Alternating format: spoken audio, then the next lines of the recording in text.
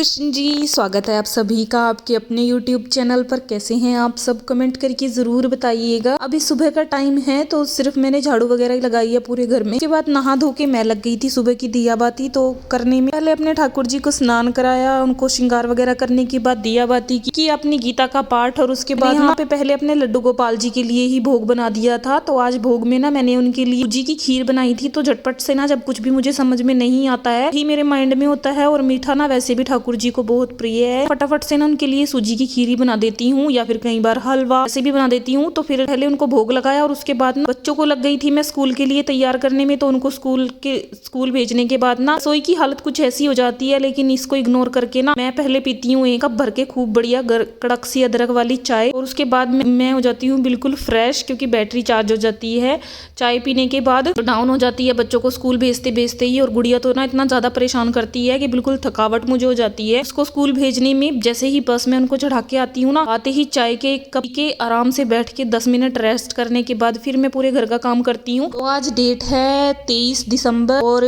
कल बच्चों की पीटीएम भी है। कल से बच्चों की छुट्टियां स्टार्ट हो जाएंगी। तो इसी वजह से ना आज मैंने घर में पोछा नहीं लगाया था सुबह के टाइम में, क्योंकि मैंने सोचा था आज ना घर को पूरे अच्छे से ना एक एक कोना खूब बढ़िया से क्लीन कर दूंगी 1 हफ्ते के लिए, कि बिल्कुल ना बस हल्का हल्का ही मुझे डस्टिंग करनी पड़े, ज्यादा कुछ नहीं। वैसे तो अब ठंड है, इतना गंदा घर नहीं होता है क्योंकि डस्ट इतनी नहीं आती है।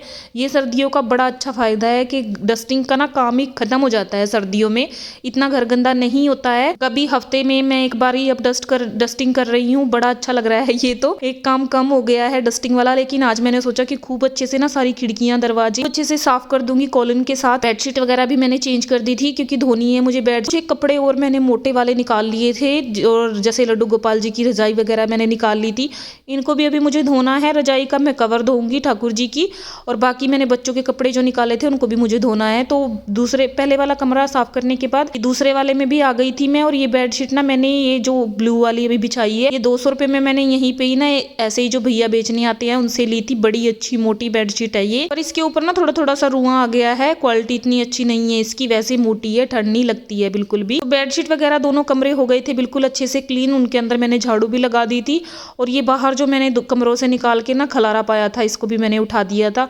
और जब मैं ये उठाई रही थी ना, इसी बीच में दीदी आ गए थे मेरी, और जैसे ही दीदी ने मुझे देखा ना तो कि मैंने यहाँ पे सफाई अभियान अपना शुरू कर रखा है, तो बैठती वो बिल्कुल भी नहीं है मुझे ऐसे देख के काम करते हुए। एकदम उन्होंने मेरी रसोई को देखा कि वो भी थोड़ी बिखरी हुई है, बर्तन मैंने बिखेर रखे हैं अपने, क्योंकि आज मैंने रसोई को क्लीन नहीं किया था। मैंने सोचा कि कमरे से स्टार्ट करूंगी, कपड़े वगैरह उठाऊंगी अच्छे से। तो दीदी ने मेरी बैठना बिल्कुल भी पसंद नहीं किया, उन्होंने रसोई में जाके उसको लग गई थी वो साफ करने में, और पूरी रसोई मेरी खूब अच्छे से क्लीन करके गई थी दीदी। तो बरामदे में झाड़ू लगाने के बाद ना इस वाले पूजा वाले कमरे में मैं आ गई थी। इसको भी मैंने खूब अच्छे से एक एक कोना अच्छे से ये सब जो मैंने ड्राम वगैरह रखे हुए हैं हटा हटा के साफ किया। और दीदी ने इतनी देर में ना सारे डब्बे वगैरह मेरे धो के सामान सारा अरेंज कर दिया था खूब अच्छे से। और मैंने ये वाला इधर वाला सारा पोर्शन हो गया था अच्छे से क्लीन। तो बेडशीट वगैरह मैंने बिछा दी थी, रात में ही ये मैंने धोई थी तो अच्छे से सूख गई थी, इसी को मैंने दोबारा से बिछा दिया। और फ्रिज के भी ना ये देखिए शीशे वाले ये सारे जो भी हैं दीदी ने धो दिए थे, कपड़े के साथ अच्छे से इनको पोंछ के मुझे दे रही थी दीदी। तो मैंने अपना फ्रिज भी अच्छे से क्लीन कर दिया। इतना अच्छा लगता है कि जब 2 जने हो जाते हैं घर में काम करने के लिए, क्योंकि दीदी भी जब भी कोई दीदी के घर पे ऐसे काम होता है तो मैं तो पूछ के चली जाती हूँ आप क्या कर रहे हो।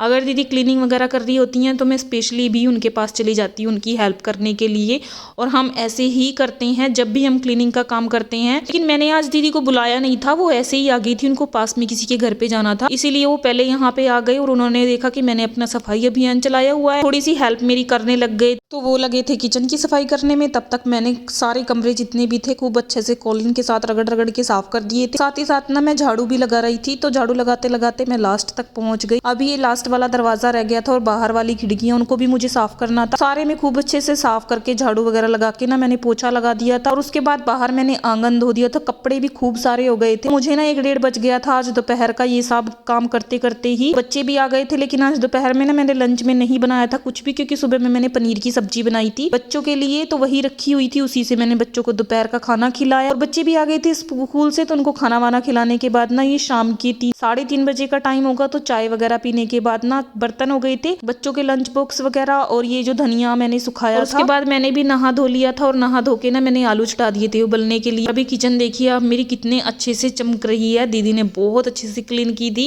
और जो कपड़े मैंने धोए थे ना सुबह में साथ ही साथ मैंने मशीन भी लगा रखी थी। कपड़े वगैरह धो के ना मैंने सोचा इनको फोल्ड करके रख देती हूँ। नवी अभी ट्यूशन चला गया था और गुड़िया को मैंने अपने पास ही बिठा लिया था यहाँ पे पढ़ने के लिए, आराम से ही बैठी हुई थी। तो पहले तो रजाई का कवर मैंने चढ़ाया जो धोया था मैंने, और फिर बाकी के जितने भी ये कपड़े थे ना इनको सारों को मैंने उठा के, सोफे के कवर वगैरह भी धोए थे उनको मैंने बिछा दिया था, सोफे के ऊपर लगा दिया था, और सारे कपड़े ना मैंने फोल्ड कर करके अलमारी में सेट कर दिए थे। बच्चों के कपड़ों के लिए ना मैंने ये बड़ी बड़ी सी बास्केट लगा रखी है। इनमें ना काफी ईजी रहता है, इनके कपड़े अलग अलग ही रहते हैं, नहीं तो पहले तो ना बिखरे ही रहते थे कपड़े। इसके नवी के कपड़ों में सेजल के मिक्स हो जाते थे और सेजल के कपड़ों में नवी के, क्योंकि छोटे छोटे तो कपड़े हैं इनके। और लेकिन ना इस बास्केट में काफी अच्छा रहता है, इन दोनों का अलग अलग कपड़े रहते हैं। इसमें रखने के बाद मैं अलमारी के अंदर इसको सेट कर देती हूँ। तो कपड़े वगैरह रखने के बाद ना धनिये को भी मैंने रखा था। ये गरम मसाला है, धनिया गरम मसाला तो नहीं है, धनिया है इसमें ज़्यादा, साबुत धनिया, थोड़ी सी काली मिर्च और बड़ी इलायची, छोटी इलायची, ये डाल के ना मैं इसका मसाला पीस के रख लेती हूँ। काफ़ी अच्छा इससे सब्जी में फ्लेवर आ जाता है। फिर उसके बाद मैंने प्रसाद बना लिया था शाम की अपनी पूजा के लिए। तो देसी घी में आटा भून के उसके अंदर शक्कर मिक्स करके मैंने अपना प्रसाद बनाया। तो यहाँ पे ना धनिया भी अच्छे से मैंने ड्राई रोस्ट कर लिया था धूप में सुखाने के बाद ना। अगर ऐसे थोड़ा सा हल्का कढ़ाई में इसको भून लो ना तो काफ़ी इसकी लाइफ बच जाती है, काफ़ी टाइम तक ये चल जाता है, बिल्कुल भी ख़राब नहीं होता है। तो धनिया वगैरह पीसने के बाद ना पहले मैंने सोचा था कि आलू की सब्जी बनाऊंगी मैं, ग्रेवी वाली, जैसे आलू दम बनते हैं फ्राई करके, वही वाला मैंने सोचा था बनाने के लिए। लेकिन अभी हस्बैंड का फ़ोन आया कि उन्होंने बोला मुझे लेट हो जाएगा और शायद मैं बाहर से ही खाना खा के आऊँ, तो तुम लोग खा लेना, बिल्कुल भी वेट मत करना। फिर मैंने बच्चों से पूछा कि क्या खाना है, कचौरियाँ खानी है, तो फिर मैंने सोचा कि चलो ठीक है कचौरियाँ बना लेते हैं।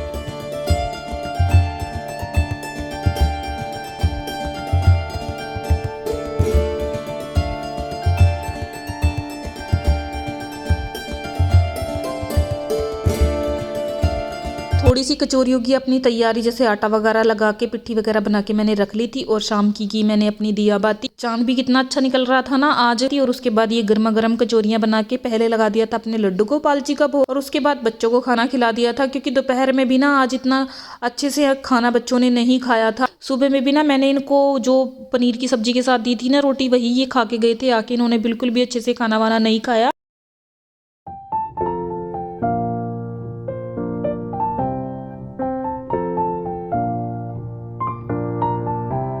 लेकिन अभी इन्होंने खूब अच्छे से कचौरियाँ खाई थी दही के साथ। और बर्तन वगैरह धोने के बाद दूध गर्म करके पहले अपने ठाकुर जी को पिला के विश्राम, और उसके बाद ना दोनों बच्चों को भी दूध दे दिया था पीने के लिए। और कल है बच्चों की पीटीएम, तो मुझे पीटीएम में भी जाना है बच्चों की। कल है 24 दिसंबर और 25 दिन की छुट्टियां हो जाएंगी बच्चों की, 1-1.5 हफ्ते के लिए। तो यही था मेरा सिंपल सा। हूँ आप सभी को पसंद आया है, लेकिन आप लोग बिल्कुल भी लाइक शेयर नहीं करते हैं, प्लीज सपोर्ट कीजिए। मैं मिलूंगी आप सभी से एक नए व्लॉग के साथ, तब तक के लिए राधे राधे।